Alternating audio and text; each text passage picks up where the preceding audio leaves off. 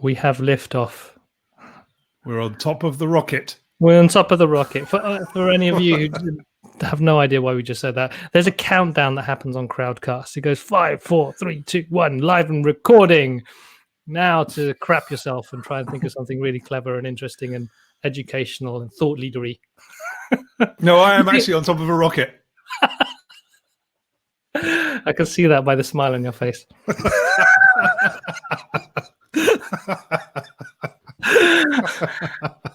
Are you feeling thought leadery today, Ben? Not anymore. Not now that image has just been imposed on me. Am I feeling thought leadery? Yes. Is that the correct answer? I think we've got lots of questions. I'm not sure about the answers. We've got lots of questions. We're actually having a little discussion around pricing community, what that entails, this idea around courses and community, and what that what as a strategy of bringing people on. So we might be doing might have to do another sort of session with that theme in mind, and I feel it's related to pricing products, because we talk a lot about one of the things we talk about is service businesses, because that's one of the I feel the opportunities when you can actually price more flexibly and talk to people and sort of like do a lot more deeper work on a one-to-one basis. I don't know if I'm talking rubbish there, but it feels that you have more scope for customized pricing. Let's put it that way. That makes sense, Ben. Yeah, absolutely. And the conversation that we were having is, I guess, a little bit about the kind of the breadth of things that we are kind of interested in, both from the course, but just sort of generally this kind of whole process is, what we're kind of curious about is how is it you understand what it is that your kind of market is thinking about things? How do you understand what's important? How do you understand what their motivations are? How do you translate that understanding, that knowledge about their motivations to this idea of kind of value? Because value is the thing which determines price. And in some respects, whilst on if I'm selling services, there's an opportunity to kind of sort of play that game, immediately after I kind of start to understand it. But of course, like we were saying, when you're selling to a community or you're selling a kind of product, there's kind of, there's a more corralling that needs to go on, and a bit more of a kind of faceless audience. And so what we're sort of talking about is how you kind of bring those things together so that you can use it to your advantage, essentially, because there is always value. It's always important to know your clients and customers' motivation, to know the thing that they want to change, because whether I'm buying a product or whether I'm buying a service, I'm doing it because I want to change something. And the more that I understand that change, me as the provider, the more I can understand the value. So it's important, whatever you're selling, how you get there is different depending on what you're selling. If that doesn't just sound like total waffle. No, it's right. And I think to add on to that is the level of flexibility that you have with pricing. As a service-based business, if I believe if you price well, you customize the price based on the customer. Mm-hmm. When you are selling a product or selling even like something like community, it's a more challenging to do that it can be done, I believe, but it's more challenging to do that on an individual basis. There's a lot here we can talk to, and I know Claire, who's listening as well. She's a community builder, and I'm sure she's got lots of thoughts and ideas around community and value and pricing and things like that. The classic thing is people come for the content but stay for the community. So there's another like this. Yay! You're here. You're staying. Please stay. Please don't go away. On that begging note, we are talking today about being reassuringly expensive. The idea of the price that you set or you share is a signal that you send out, and just how you work with that. And so if you are in the process of redoing your pricing, or actually thinking of raising your prices, and you're finding that a challenge, please let us know. Or scared of raising your prices. Or scared you're raising your prices, yeah. Please let us know, and maybe just say something, post a question or say something in the chat, and we'd love to get you on board and hear where you're at, and maybe share some thoughts. Ben might be able to give you some ideas about how to move forward with that. But in the meantime, Ben, do you want to kick us off with this idea of, well, we said being reassuringly expensive, but there's something deeper here that we want to talk to. Yeah, rather than sort of glib advertising slogans. That's a whole different webinar. I don't know if people would come for that content and stay for the community. Anyway, the conversation that we were having about this is, I guess a kind of way in is that, we all know that selling things is difficult, and a lot of what we're talking about on this and have been kind of going on about for weeks is about this kind of process of selling. But I think the important thing to remember and keep in mind is also that buying things is difficult too. And so whatever it is that you're selling, whether it is a community, whether it is a product, whether it is a service, the person who's buying it, there is always that little voice kind of chirping away somewhere, near their shoulder, which is basically asking themselves the question, is this going to work? Is this going to help me make the change that I want to change? Is this going to give me the thing that I want as a result of buying it? So there is always doubt whenever we're buying anything. And like I said, this is true irrespective of what we're buying. The voice just might speak louder or quieter depending on what it is. And given that this is kind of going on all of the time, well, it's important to remember that when we're selling something, that there is kind of complexity in the kind of heart and mind of the person who's buying it about whether it's going to work. But one of the things which is happening as a consequence of that is that our customers, our clients are constantly scanning for signals. You can think of this as a sort of a kind of constantly beeping radar, basically. They're looking for signals. They're looking for reassurance. They're looking for reassurance. They're looking to have their kind of fears kind of allayed. And so they're constantly looking for signals, and they're looking for signals, they are basically interpreting information that we give them, either in a kind of positive or negative way. And unfortunately, this is happening all of the time, irrespective of what we do.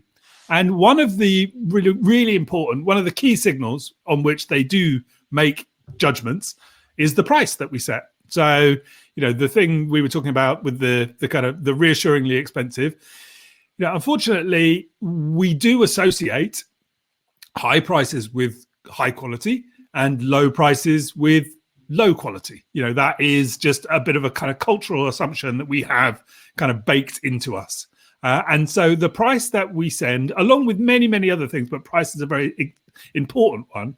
The price that we sends a signal. And our clients and customers are constantly scanning, looking for signals.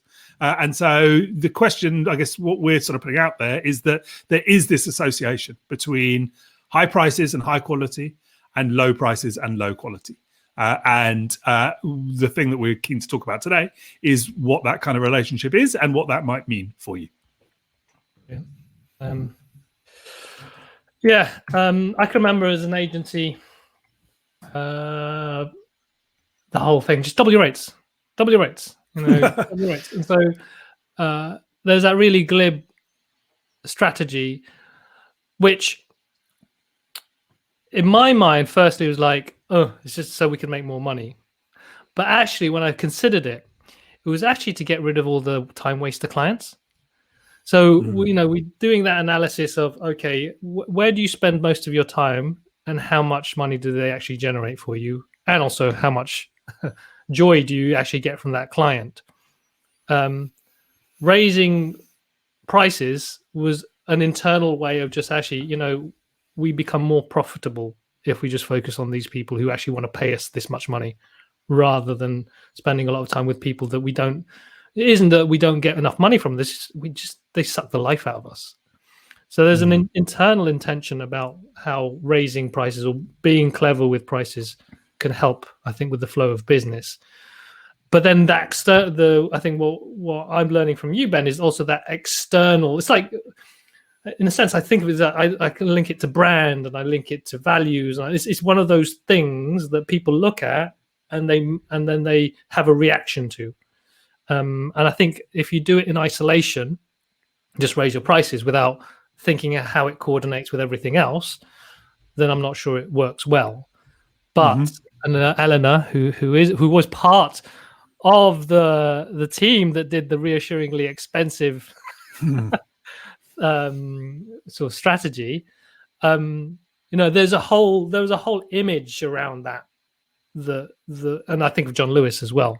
The way it isn't just, we're just more expensive. There's something around the value, the perception of value that creates, not only in terms of the number, but other stuff you do around it. Does that make sense, Ben?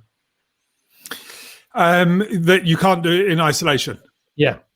I mean, I guess I'd say you can do it in isolation, and actually, but I think this all comes back to our motivation, the seller's motivation, because, like you said, actually, the thing that was coming to mind, which is not really what we're talking about, but the thing that was coming to mind as you were talking is, I know when I was running my business, we also used price as a kind of way of sort of deflecting or kind of putting off tire kickers, those kind of people coming on and say, this is going to be a really good project. Don't worry, it's going to be really big. If we all win this, it's going to be great. And there's going to be, great times forevermore, but we just need to get this bit done. And, we're not really going to pay you anything. So as a way of sort of deflecting those, we used to kind of slap a really significant price tag on things early on just to kind of flush out interest. And of course, and that might also be for people who you were not interested in working with, but it might also be about a way of kind of qualifying their interest. And actually, one of the things that we found out of that is that kind of periodically, somebody who we were trying to put off with something by giving them a really stupid, and I mean really stupid price tag, actually they did buy it. And then you've got a question to deal with about, whether actually you kind of want to do that. There was one ridiculous example that comes to mind. But so the thing is, you can do it in isolation in that way because you can use it. This comes all back to this thing around the signal. You can use price as quite a blunt obstacle, either to kind of, repel people or to qualify interest, all of those. So you can do that in isolation. I think the kind of general question, which is probably more useful for kind of people in the community, is, I know one of the things which kind of comes up for people is, but I shouldn't be charging more. Or if I did just put my prices up by a lot, if I was earning much more, then I'm being greedy, or any of those kind of things that come from it. Or the people who I'm kind of working, they can't afford it and it's kind of not wrong. I'm taking advantage of them, all of these sorts of things, which of course, in some form we've spoken about, on lots of these kind of episodes, because a lot of that are stories that we have in our minds. But of course, there is also likely a kind of significant element of truth in that there will be people who can't afford it. And there will be, depending on the kind of services that you're providing, like Eleanor, kind of very conscious of the things that you're providing. There are people in a very difficult kind of time, difficult moment. And so it's not about just sort of, putting your prices up because happy days, then I'm reassuringly expensive and they can just pay. They're in a kind of tricky predicament. And I think the thing that we're sort of saying is not just, the invitation is not just put your prices up, although price is a signal. The thing that we're saying is, which we come back to kind of week after week, is the value of what you do is different for almost all of your customers, almost all of your clients. And there will be some customers and clients who value what you're doing at a much kind of higher level. And there will be some customers and clients who are looking for the signal, the reassurance signal that comes with paying more. I know that sounds ridiculous, but that is absolutely true. Some clients and customers want that reassurance, the money as quality reassurance. They want that box ticked much more than other people. And this way it all comes back to the thing that we're kind of interested in, is you have to understand their motivation as well as their ability to pay. But you have to understand their motivation. You have to understand what's important for them so that you can be kind of presenting information and helping them tick the right boxes. So for those people where reassuringly expensive, to borrow the kind of line, is a reassurance that they are looking for, then you need to know that so that you can price that accordingly. But equally, there will be other people in other times which, either have different means to pay or are looking for different reassurance, and you need to be able to kind of talk to that as well. There's I think for me, the thing that stood out there is this idea of confidence. So reassuringly expensive inspires confidence in the customer, but that also is a sign of your confidence, maybe. It's like, if you believe, I believe this is how much this is going to be worth to you, and you're bold with that. That is such a and you can do it in a way that feels authentic, and it feels very confident, not only in the way you position it, you stand, or we say it, but confident in the way that you really thought about this and you really researched and you really understand. You can tell them why. Then that for me, no matter, even if it's hard, it's a stretch for me in terms of paying that money. I've had this experience when I've talked to someone and they've been, maybe 25% more than someone else, but the way they've talked about, this is why I think this is worth it, I start feeling less confident. I'm confident about the cheaper price. Yeah. Even at the number level, not even the, more or less the thing that we're going to do is do the same. But suddenly I felt like, oh, is that number? What does that mean in terms of the number? So yeah, it's really curious about. It feels a bit like psychology in terms of a mind trick, but I think it's also the energy you bring to your work can be reflected in the price that you're trying to put out there in the world. Yeah, I mean, the thing around if it's a mind trick, is a kind of interesting point, isn't it? Because unfortunately, the reality, like we're saying at the beginning, is our customers, our clients are constantly scanning for signals. They're constantly looking for the idea that it's okay to do this, buying you is safe, or buying you is not safe. And, clearly I don't mean that in a kind of physical danger kind of way, depending on what it is that you're selling. But, that is basically at a primal level what's kind of happening whenever our customers and clients are trying to buy something. Is this okay? Is this going to do the thing that I need it to do? And that kind of links to a story that they're telling. So they are doing, that is happening in the mind, in the heart of your customer and client all the time. And so, you can reference it like you do as this is about kind of mind tricks, but it's kind of not. It's actually, it's understanding what's happening in their mind, in their heart, because all of this doubt, all of these questions are constantly kind of bubbling around. And, it's not a mind trick. It's the job of us providing services to reassure them that the thing that we're providing is okay. The thing that we're providing is going to do the thing that they want to do.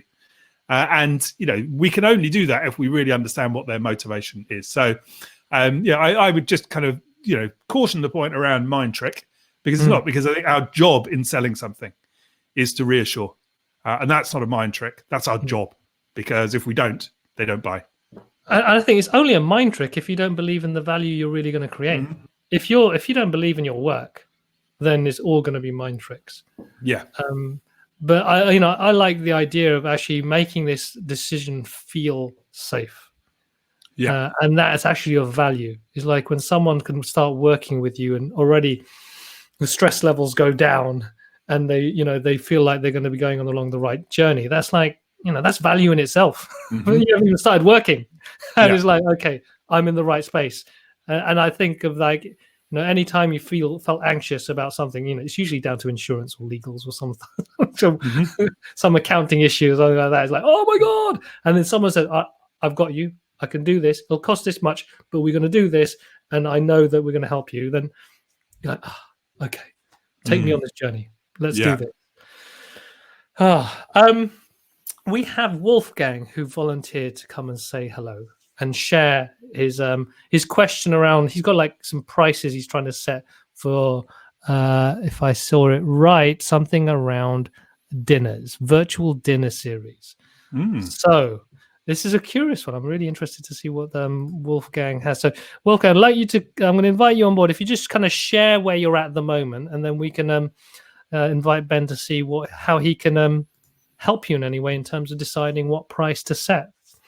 So Wolfgang is on his way. He's accepted and connecting. Wolfgang is currently in our current tribe of 2020 vision. So you'll know where he's at. You'll have an empathy for him, Ben. Yay! Hey! Thank you guys. Welcome.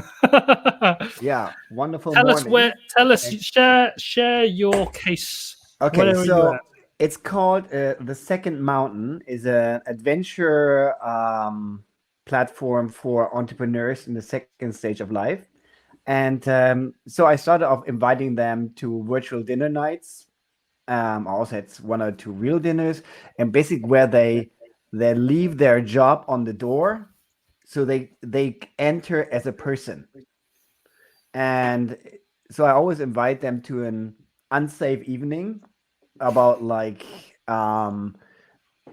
and so I drive them. They really don't get what I doing. So, but they come by curiosity, and so they have this deep dive on themselves on the evening, and so they all love it and they all want more.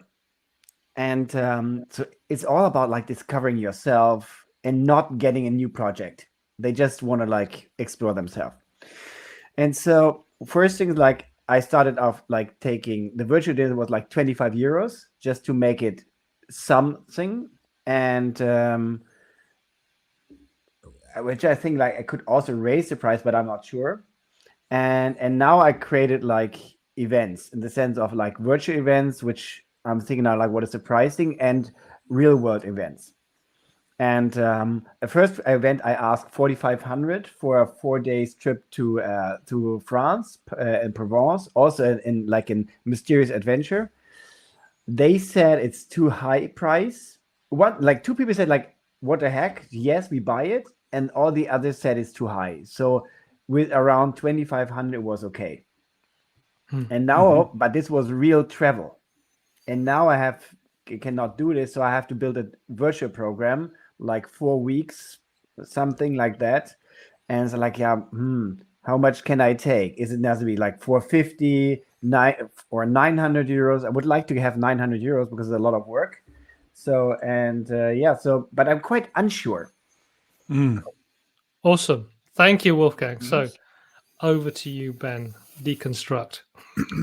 Okay. So I guess just to kind of clarify what in terms of what would be kind of useful kind of feedback is because obviously I can't tell you what you should charge, which I guess will be part of my feedback. That is sort of beyond what I know, but I can sort of offer some kind of reflections on your kind of process and some kind of reflections on what you might have learned so far. Would that be kind of useful? Perfect. Yeah. Thank you. So I'm kind of interested, just one thing that was sort of sticking in my mind a little bit. So in the example that you gave, obviously in the olden days when we could go somewhere in the world, and you were talking about 4,500 being the thing that you kind of your starting assumption, and then you kind of you asked a few people, and some people said yes, and some people said no. Yeah. Yeah. And so that made you think that 2,500 was more realistic. Is that right? Yeah. I'm just going to use this as an example. I dropped the price. I changed the event away from France because of COVID. We couldn't do that. So we changed it to Bavaria, and then we said like, oh, now Bavaria is not France. So but then we made it 2,500. Yeah, and there were still some. Yeah. Okay, because the thing that happens when somebody says no, right now, kind of working on the assumption that roughly, right, the people who you're speaking to probably can afford it. Okay. Yeah. So clearly, if somebody doesn't have any money, then they're not going to be able to do that. But let's work on the assumption that the people you're talking to do have some money so that they could do it. And this is kind of true. When somebody says no, or I can't afford it, what they're actually saying is not that I can't afford it, unless they can. So I just put that out there. Not that I can't afford it, but that the benefit of what you're offering me doesn't exceed, in my mind, the cost of doing it. Yeah. Okay. Right? That's actually what somebody's saying. No, that's too much. What they mean is not, oh, I'm just going to look in my wallet and there isn't enough in there. What they're saying is the benefit of what you are putting to me does not yet exceed the cost of doing it. So the invitation in that point is not necessarily just to reduce the cost, but to better communicate the benefit. Because I think that what somebody's really asking for is better communicate the benefit to me. Show me, explain to me what the reason of doing this. Because the point at which they say no is not then, I'm not going to do this anymore. The opportunity with that is then to go back with the next layer of conversation, if you like. Because the goal with all of this is, people buy something when the cost of not doing it basically exceeds the cost of sort of doing it exceeds the cost of not doing it. Do you understand me? So we buy things because of the benefit that it brings us, because of what I get from it. So where somebody is saying no, it's just because they don't yet understand the benefit. Is the kind of first and most important point. And that is really about how the benefit is communicated to them. The second thing that I'd say is all of the information that you kind of sort of have shared so far, to what, other than the 4,500 and the 2,500, when you're talking about 900 or any of these, to what extent have you, where have those numbers come from? So one thing I explored with a lot of entrepreneurs. I know they're with my I'm in the entrepreneurs organization, so I knew they are all willing to pay 1,500 for 4 days trips. But and I did the calculation, and I was just like, yeah, but there is nothing in it for me, so I need to raise the price. And I think I also made a little bit personal because I put a lot of effort in creating this trip. I had like a co-facilitator. She's an actress, so I opened a secret door with they can never. It's like a once in a lifetime experience. Yeah. So, and I said like Right. it's totally worth that. Yeah. And so like I know they can pay. It's a lot of money, but it's also once in a lifetime. So, and it's kind of like, I think they would need that or would love it. And so that's why I put like so much effort in the virtual events to show how much value they value they get for 25. It's like totally insane what I deliver for that. To see like, oh, imagine this would be an event. So you pay 4,500, but you get 15,000 actually in value. Okay, so when you do, so just one thing, there's two things I'm going to talk about. One, just quickly in mind, the assumption that you have that they can pay 1,500, I think you've got to forget that assumption. Not because they are not going to pay that, but you are basically limiting yourself to actually what it could be worth. And there's one, I was talking to somebody the other day who's on a training that, is the type of person I'm sure who you're sort of speaking to. The training that they're buying cost $15,000, and I was totally blown away that this training that they were buying would cost that amount of money. But I say that just as a reminder: the assumptions that we have around what people will pay are almost certainly wrong, and quite often much lower than is kind of true. So that just as a kind of leave that out there. The second thing, when you talk about the experience that they will have and the benefit that they will get, what do you understand the benefit to be? If you were talking to me, say, to come and join you on the thing, how would you explain the benefit to me?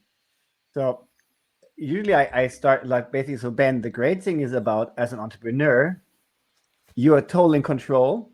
And the first gift is to let go. I put you in the driver, I take off the driver's seat. So put you in the, so basically you can relax and enjoy on a certain moment. So everything's prepared for you. So it's a custom adventure built for you to really let go and discover your journey to the second mountain. It's kind of like from your Sehnsucht is like, what is this inner calling to find your vision and have to really clarity about what you really want. And what's the benefit to me of that? So let's say I hear you, so I understand. The benefit is going to be the second. What's in it for me? If I discover this calling, what's in it for me? Because you buried during all the times, all the years as an entrepreneur, and with your family and everything you built, you buried a little bit like this little let's say your child dreams. So what did you when you were these great ideas, but now you put everything, you gave everything to the world, but now it's time about you. So what is the one thing you would love go back to do? And figuring that out and really like exploring that, and without taking on new projects. It's really more like this joy of discovery. And what's the benefit of discovery? The benefit of discovery is creating this inner calm and emotional stability. Okay, right. That's insane in the middle of the life. Yeah. Okay, so now we're going. So the benefit starts is this kind of calm, is that sort of a calm sort of serenity, and so to kind of help me understand. So what's then the benefit of that calm? What changes in my life as a result of enjoying that calm, of experiencing that calm? I'm again happy with myself. There's more joy and more stability. And my wife is not annoyingly not asking me all day, why are you in that bad mood? Like I want to have a husband who is joyful to live with. Yeah, right. Okay. Yeah. So this is good. So the reason I'm asking these questions is this is what the benefit is. So when you're talking to people, it's, the thing that we often get stuck on when we're selling something is we're talking about the thing that we do. It's a curated thing. You can put your thing at the door. I take care of everything, but it's a journey just for you. And in many respects, actually, I don't really care about that. That's not the thing I care about. What I care about is, a better relationship at home. My wife not wanting to kick me out of the house, more ease and calm with the children, all of these sorts of things, which I totally understand are the outcomes, the things I enjoy as a consequence of investing in you. But they're the things that I need to understand. I need to kind of feel those viscerally. I need to believe those, because then it's not about, is 2,500 worthwhile? Is what's the cost of not having that relationship with your wife or with your kids? Yeah, this is interesting, because when I do a lot of LinkedIn postings around like me, my life, and all this life stage, like the last 5 years. And the best performing things were when I talk about my wife, and when she said like, Wolfgang, please go take this trip and just come back with a better mood. Right. And this was I think this was the best clicked version. Okay. Yeah. All right. Thank you so much. This is perfect for today. Thank you. Awesome. Thank you very much, Wolfgang, for joining us. Thank you. Thank you. Bye. Cool. Catch you later. The thing that sprang to mind actually is something you wrote in one of our previous emails around you benefit once, but your customer just benefits again and again and again. And that for me is like a perfect example of someone going on one of Wolfgang's retreats and then coming back, just being a better father, husband, work colleague for the rest of their lives. Yeah. How much is that worth? Exactly. Yeah. And as soon as you start to frame it like that, then it's not about is 900 worth it or 2,500 or 20 or 50 or whatever the number is. It doesn't matter. No. It's about connecting to that outcome, connecting to that change, connecting to that motivation. That is how a customer and client sees value. And that is what we need to price to.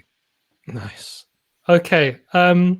We're probably got another 5-10 minutes. And so I thought we'd cover some of the questions that have been posted on by a few people. We won't have time necessarily to invite you, but maybe Ben, if you need more information, then we'll see if they can join us. Laura had a question that I thought would be interesting for you. So she's struggling to set her prices for working directly with coaching clients versus the associate rates she gets from corporates. And there's a different range. So I'm assuming, Laura, maybe share in the chat, that the rates that the organization that sort of hires you out is a lot higher than you'd want to charge with one-to-one, or vice versa. I don't know what's your experience of this. What's usually the case, Ben? I think it's the other way around. That actually, when we're selling via someone else, our ability to earn is limited by their expectation, and so there is much more opportunity when we are going directly to our clients rather than going via an intermediary. So, in terms of, I think, in terms of how she'd look at this, it feels like trying not to be anchored by the associate rates. Is that and really investigating, well, nearly separately. It's like siloing off. Okay, just because I'm being charged by that rate by those people doesn't stop me from totally starting again with the rate for me.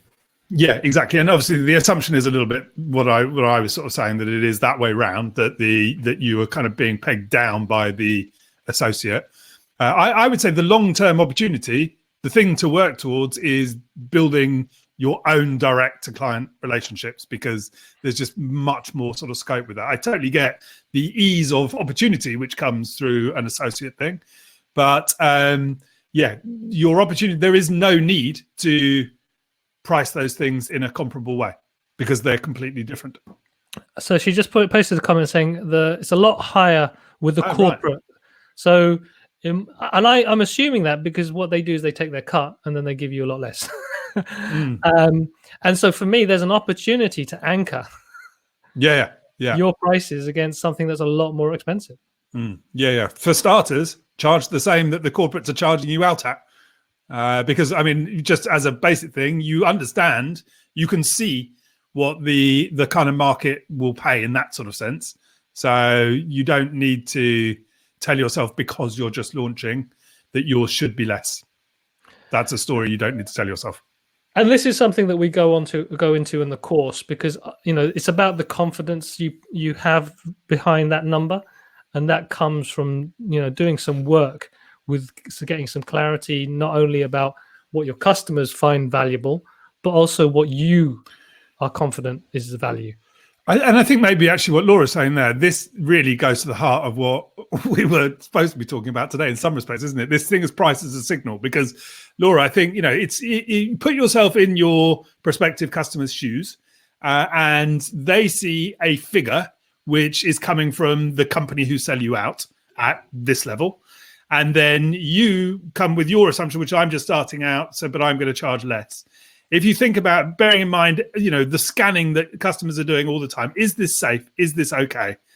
You are actually making it harder for them, because they're going to look, they can't help but feel doubt that why, there's a question, why is that cheaper? Because they're not saying to themselves, oh, she's just starting out and the rest of it.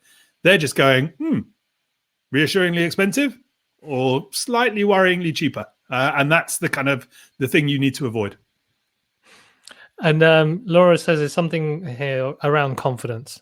And this is something that, we'd love to, what part of the reason why we try and do these courses as a group is to build your confidence, is to see you're not alone. You're not alone thinking like this. But at the same time, it is just a reframing and a shift. And yeah, it's about really understanding your customers, but ultimately not as I learned from Ben, not negotiating with yourself straight away.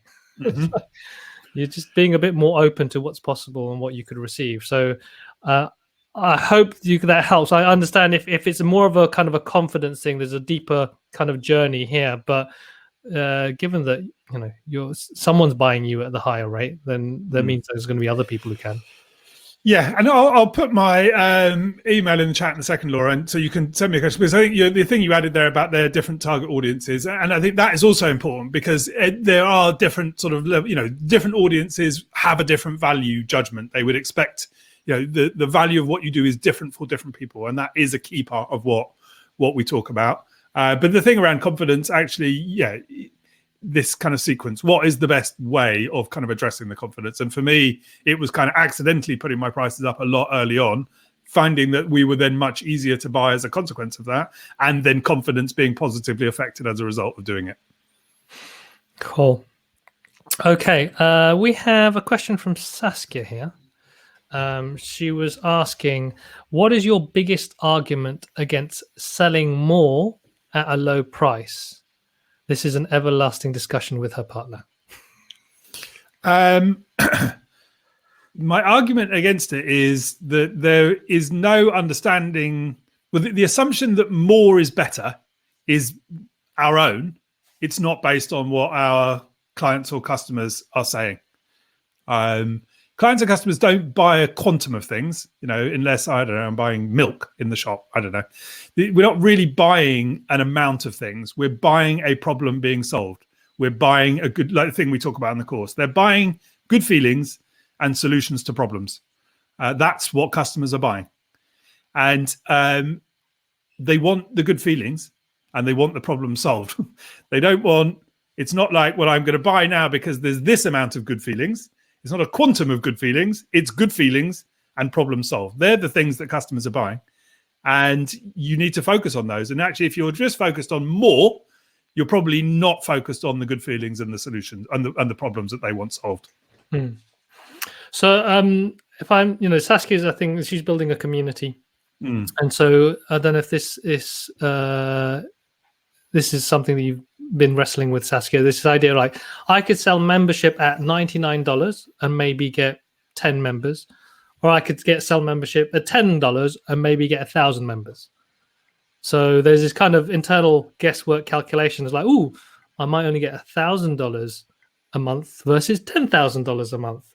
And that's this whole thing of like, if I charge low, I'll get many more, and it suddenly scales up. The question is always about what is it that, what is that customer trying to achieve, and how are they framing that price against something else they could do? And these are deeper questions that you can need to ask. But a simple thing is like, for instance, with us, is like, if you think about Netflix, people spend £6 a month or £10 a month with Netflix, no problem, But there's something there. What are you framing that against? It's like going to the cinema, renting videos. It costs like 15 quid a month to rent a video. Those internal calculations make it easier to go for that price. So if you're able, for me, the way I understood it, if you're able to create that story, or find out what is that story that then says, okay, $99 is great, or $10 is great because I'll get loads of people who just have that story, then I think it isn't whether more and low is better or whatever. It's really understanding, I think, it starts talking to the customer and the things that the solutions and the good feelings that they're trying to get, that Ben's talking about. Because the thing that I'd say around the community thing is that even within that, clearly nobody here, I'm assuming, is Netflix, and their thing is around, well, I'm going to raise, probably close to $1 billion in investment, and I'm going to spend all of that to get 200 million people in the world paying me £5 a month. So that's a kind of one route to go. But I think even within the kind of the community, so, there might be people in your community that the value of what you're doing is about the $10 a month. But there will be equally people who want, the good feelings and the problems they want solved is more about connection, and that there is kind of more access, more opportunity to be together, all of these sorts of things. And for those people, the broadly similar type of things that you might provide might be worth $100 a month, because it manifests in a slightly different way. And the opportunity, as I see it with the community, but Carlos, you will know this much better from me, is about talking to those things slightly differently, so that there are different price points, because that also is an important part of how people frame the value. Totally. Yeah. And there's, I don't know if you've seen a book called The Membership Economy, Saskia. It talks a lot about this idea of, they call the forever transaction, but it is how do you sell this kind of more a subscription-based business, which is what community is. So I'd look into that. I think this is going to be something we might talk to next week in terms of going a bit more deep into community pricing, and also it relates to product pricing as well. Cool. We've got one last one. Maybe we can see if we can quickly tackle. I'm not sure. Actually, it looks a bit more complicated. But it's Saskia. She's starting a new membership 1st of May. If she does the work right away, she'll be on time with setting the price. I'm not sure what that means, whether on time setting the price. I know it's not ideal to communicate at least 2 weeks before, but do I have to work through the content of the course weeks after the 5 days? Ooh, I don't know if I understood that question correctly, Saskia, but how to interpret that? I'm going to interpret that in terms of, do I need to put the content together first? I think she's talking about our course. Are you talking about our course, or are you talking about your course? If it's about whether it's too late to do our course because your new membership is starting on the 1st of May, it's never too late or too early to do our course. It's whatever you learn, you can use again. I think when you're doing a membership-based community or anything, you're pricing anything, there's always scope to change your prices. And she wants to raise her prices by first of May. Okay, so it's about our course. Let's put it this way. I would say not doing our course or not doing our course doesn't stop you from raising your prices, but by doing our course, you'll be more confident as to why and what number you put it up to. Mm-hmm. Let's put it that way. I don't know if there's anything else you wanted to add there, Ben. No, I think that says it. That says it well. And if you've got any questions, Saskia, then drop me a line and we can have a chat about that. Brilliant. Cool. I'm going to have 30 seconds left. And I'm going to pick on Claire's comment here, because it's interesting. Finding pricing for service-based businesses is so much harder than selling physical products. Your comment on that, Ben, is it a lot harder?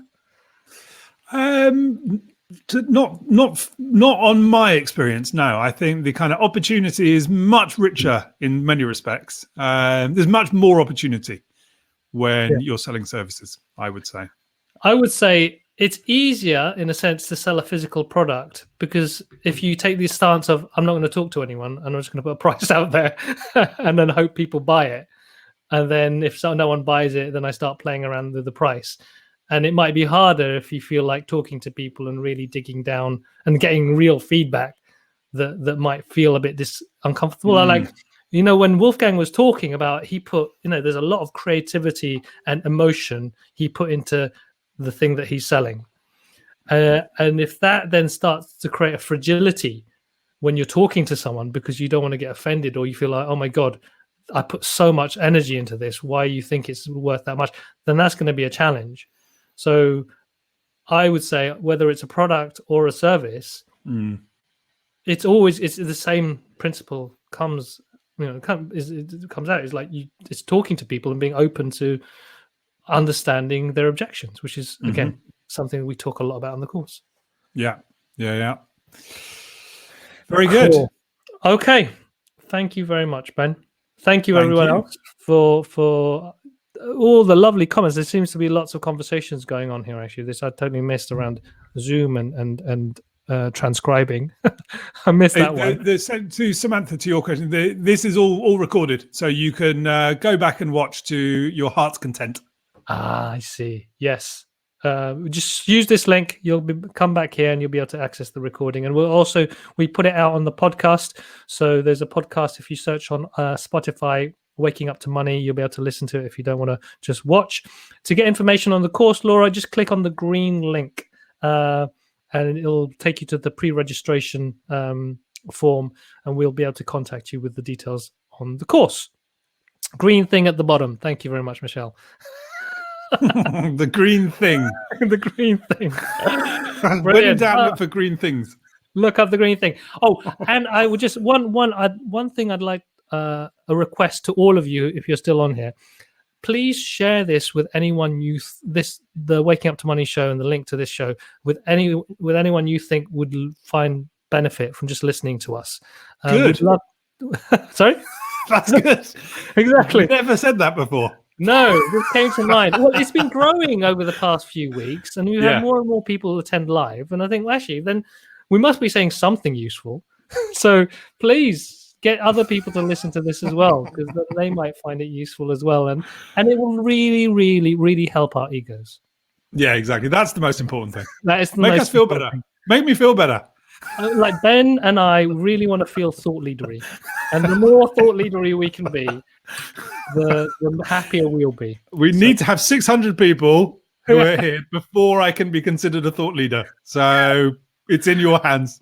That's the target, 600 live viewers. And then we'll be eternally grateful. And we know who you are now. We know who the 16 people who joined today. And if we get 600 people in the next 3 months, we will get in touch one-to-one. Awesome. All right. Take care. Thank you very much, Ben. And take care. Have a great rest of the week, everyone. Thank you. Bye-bye.